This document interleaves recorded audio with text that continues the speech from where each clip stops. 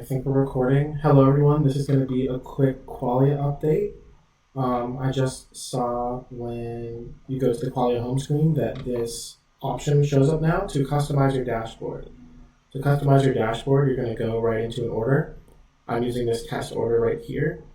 And in the top right, next to the order status, you can see the Customize Dashboard button.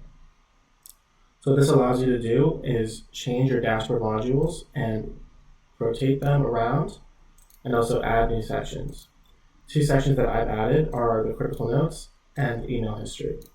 Now if I want the email history to be at the top, you can see it just changed on the screen. Click preview to look, and you can see the emails right under the order. Now if I change the email to above the progress tracker, then the emails show above the progress tracker. Now this is personal preference. This will change for just you on all your files. If you don't like them, you can click Restore Default, and it'll go back to the classic progress tracker, then stats, then closing team and contacts page. So please have some fun with this and see if this helps your workflows at all.